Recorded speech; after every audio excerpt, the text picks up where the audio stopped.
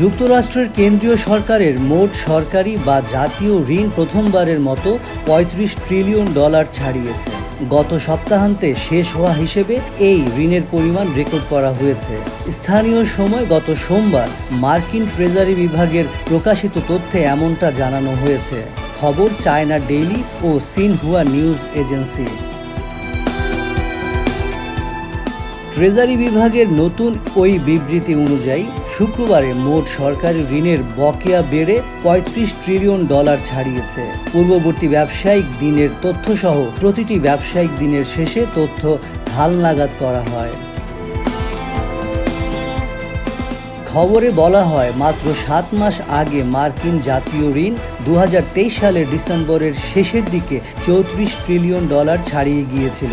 তার 3 মাস আগে যুক্তরাষ্ট্র $33 ট্রিলিয়ন অতিক্রম করে একটি ঐতিহাসিক মাইল ফলক স্পর্শ করে। Committee for a responsible federal বাজেটের প্রেসিডেন্ট মায়া ম্যাকগুইনেস এক বিবৃতিতে বলেন, ঋণের বোঝা নিরবচ্ছিন্নভাবে বাড়ছে। এটি বেপরোয়া ও অপ্রতিরোধ্যভাবে বেড়েই চলেছে। তিনি আরও বলেন, তবুও সমস্ত ঝুঁকি ও সতর্কতা সংকেত থাকা সত্ত্বেও এই বিপদের ঘণ্টাধ্বনি বধিরদের কানে গিয়ে পড়ছে বলে মনে হচ্ছে।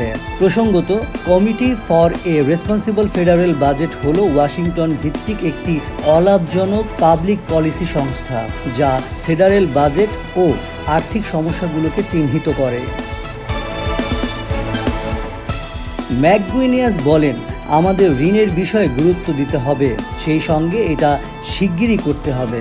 নির্বাচনের বছরগুলোতেই কেবল সম্পূর্ণরূপে সম্ভাব্য বিপদ প্রতিরোধ করার চেষ্টা করার জন্য একটি ব্যতিক্রম হতে পারে না। আমরা যে প্রধান বিপদগুলোর সম্মুখীন হচ্ছি তার মধ্যে একটি হলো ঋণ।